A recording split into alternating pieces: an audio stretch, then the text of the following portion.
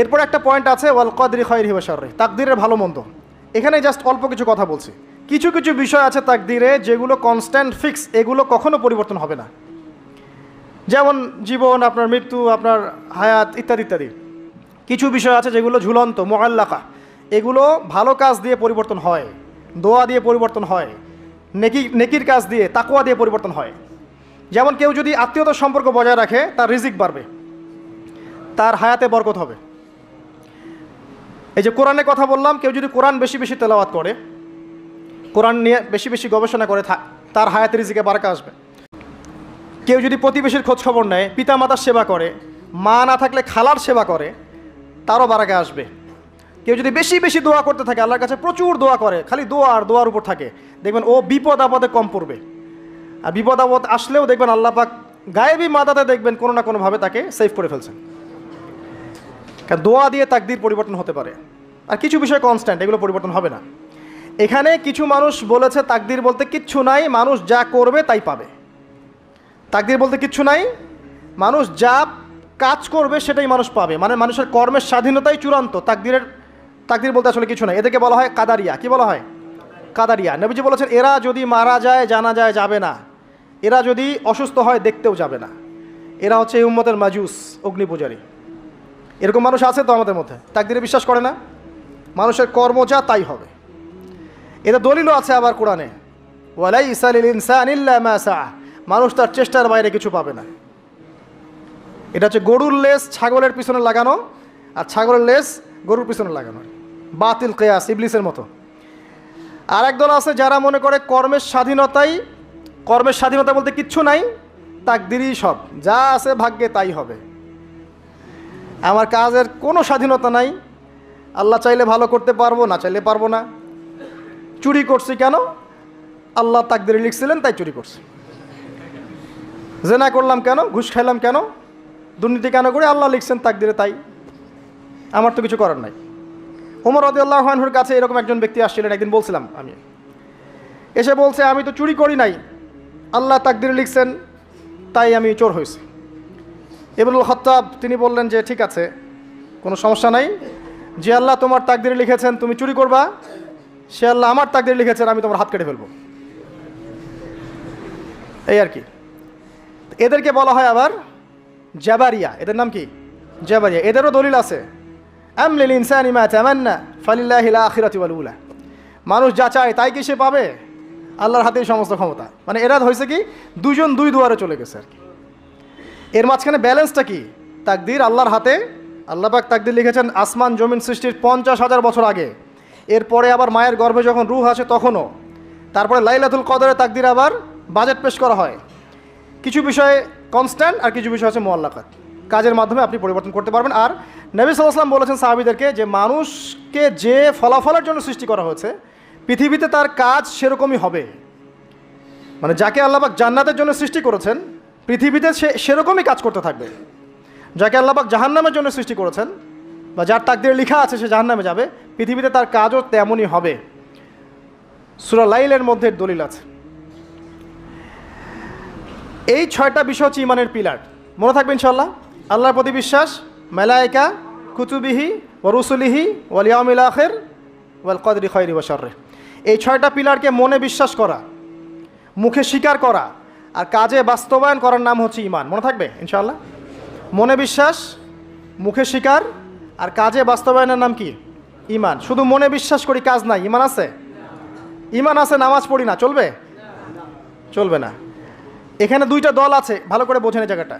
এক দল হচ্ছে মনে করে জাস্ট মুখে লা ইলাহা ইল্লাল্লাহ একবার বললেই জান্নাত। কথা বুঝতে পারছেন? এদেরকে বলা হয় মুরজিয়া। কি বলা হয়? মুরজিয়া, মানে শৈথিল্যবাদী।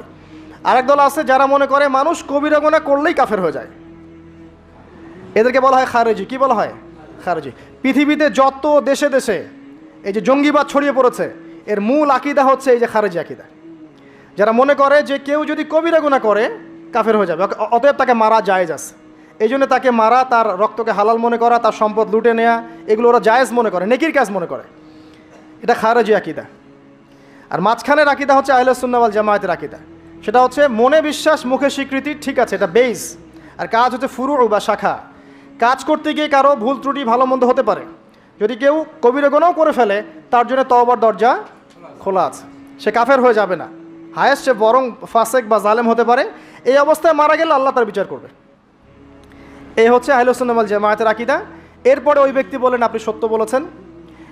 আবার প্রশ্ন করলেন মাল আখবিরনি আনিল ইহসান, ইহসান কাকে বলে? নবীজি উত্তর দিলেন আল ইহসান আন তা'বুদাল্লাহা কাআন্নাকা তারাহ।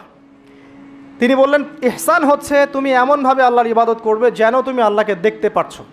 ওয়া ইল্লাম তাকুন তারা ফাইন্নাহু ইয়ারাক, তুমি যদি আল্লাহকে দেখতে না পারো বিশ্বাস রাখবে আল্লাহ তোমাকে দেখছেন। এই যে এই কনসিয়াসনেস, আল্লাহ কনসিয়াসনেস নিয়ে ইবাদত করার নাম হচ্ছে ইহসান। ইহসান যে ব্যক্তি আয়ত্ত করতে পারবে সে হবে মুহসিন, মুসলিম, মুমিন, মুত্তাকি, মুহসিন, একদম হাইয়েস্ট লেভেল।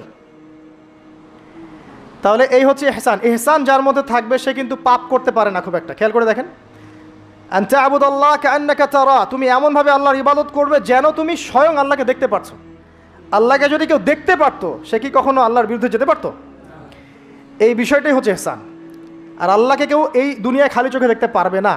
এই জন্য আল্লাহ রাসূল বলেছেন যে ওয়া ইল্লাম তাকুন তারা, তুমি যদি তাকে দেখতে না পারো ফাইন্নাহু ইয়ারাক, তিনি তোমাকে অবশ্যই দেখছেন। আল্লাহকে হাজির নাজির জেনে ইবাদত করতে হবে। আল্লাহ পাক তৌফিক দান করুন, আমিন।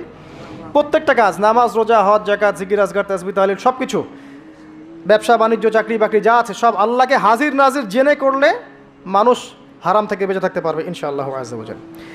চতুর্থ প্রশ্ন করেছেন এই ব্যক্তি, আখবিরনি আনিস সাআহ, আমাকে কিয়ামত সম্পর্কে বলুন। নবীজি বলছেন মাল মাসউলু আনহা বিআ'লামা মিনাস সাইল, এই ব্যাপারে প্রশ্নকারী আর যে উত্তরদাতা এর বেশি কেউ কিছু জানে না। যাকে জিজ্ঞেস করা হচ্ছে আর যে জিজ্ঞাসা করছে তাদের জ্ঞান সমান। আমি আসলে জানি না কবে কিয়ামত হবে। কেউ জানে কবে কিয়ামত হবে? সূরা লুকমানের শেষে আছে না, ইন্নাল্লাহা ইনদাহু ইলমুস সাআহ ওয়া ইউনাজিলুল গায়স ওয়া ইয়ালামু মা ফিল আরহাম ওয়া মা তাদরি নাফসুম বিআইয়ি মাযা তাকসিবু গাদা ওয়া মা তাদরি নাফসুম বিআইয়ি আরদিন তামুত। পাঁচটা বিষয় আল্লাহ ছাড়া কেউ জানে না। কিয়ামত কবে হবে, বৃষ্টি কখন কোথায় বর্ষিত হবে, আগামীকাল কোন নফস কি অর্জন করবে কি হারাবে, কার মৃত্যু কোথায় হবে, এগুলো আল্লাহ ছাড়া কেউ জানে না। তো এই জন্য তিনি বলেছেন মাল মাসউলু আনহা বিআ'লামা মিনাস সাইল, এই বিষয়ে জিজ্ঞাসিত ব্যক্তি প্রশ্নকারীর চেয়ে বেশি জানে না। তিনি থেমে যান নাই প্রশ্নকারী, তিনি বলছেন আখবিরনি আন আমারাতিহা, আচ্ছা আপনার তো জানা নাই এক্স্যাক্টলি কবে কিয়ামত হবে, তাহলে আপনি বলেন এর কিছু আলামত বলেন, সাইন্স বলেন। নবীজি বললেন দুইটা মাত্র। একটা হচ্ছে আন তালিদাল আমাতু রাব্বাতুহা, যখন দেখবে দাসী তার মনিবকে জন্ম দিচ্ছে। দাসী তার মনিবকে জন্ম দিচ্ছে মানে ন্যায় অন্যায়, সত্য মিথ্যা, হালাল হারামের মানদণ্ড উল্টে যাবে, দুনিয়া উল্টা পাল্টা হয়ে যাবে আর কি। দাসী কি মনিবকে জন্ম দিতে পারে? মানে মানদণ্ড কি হবে? উল্টে যাবে। আর একটা ব্যাখ্যা হচ্ছে ওলামায়ে কেরাম করেছেন যে পিতামাতাদের সাথে শেষ জামানায় দাস দাসীর মতো আচরণ করা হবে। এটাও ঠিক আছে ব্যাখ্যা। একটা আধুনিক ব্যাখ্যা হচ্ছে যে সত্যিকার অর্থেই দাসী মনিবকে জন্ম দিবে। কিভাবে? ফ্যামিলিস্ট রেভলিউশন এবং রিবার কারণে। ফ্যামিলিস্ট রেভলিউশনের কারণে মেয়েরা এত বেশি বস্তুবাদী হয়ে যাবে যে তারা সন্তান জন্ম দেওয়ার ফুরসত পাবে না। এই যুগটা কি আসছে? সন্তান জন্ম দেওয়ার ফুরসত পাবে না। এটা অন্য অন্য কান্ট্রিগুলোর দিকে তাকায় দেখেন, এটা অ্যাভেলেবল হচ্ছে। তখন দরিদ্র রাষ্ট্র থেকে দেখা যায় মেয়েদেরকে হায়ার করতে হয়, গর্ভ হায়ার করে, গর্ভ এখন হায়ার করা হয় সন্তান জন্ম দেওয়ার জন্যে। সেখানে কি হবে, এক ব্যক্তির স্পার্ম, শুক্রাণু সেখানে ইনজেক্ট করা হবে। 9 মাস এখানে সন্তানটা বড় হবে। এই 9 মাস তাকে মাশাআল্লাহ খুব ভালো খাবার দাবার দেওয়া হবে এই মহিলাটাকে। এরপর সেই মহিলা সন্তান জন্ম দিবে। দেওয়ার পরে তার ডিউটি শেষ, তাকে তার পারিশ্রমিক দিয়ে দেওয়া হবে এবং সে তার জায়গায় চলে যাবে। তো সে কাকে জন্ম দিয়ে গেল? সে মনিবকে জন্ম দিল। দাসী তার মনিবকে জন্ম দিল। সুবহানাল্লাহ। এই যুগ না থাকলে এই ব্যাখ্যা বোঝা যেত না। এই সুন্নতের, এই জাহেলি সুন্নতের সবচেয়ে বড় দৃষ্টান্ত হচ্ছে সিঙ্গাপুর।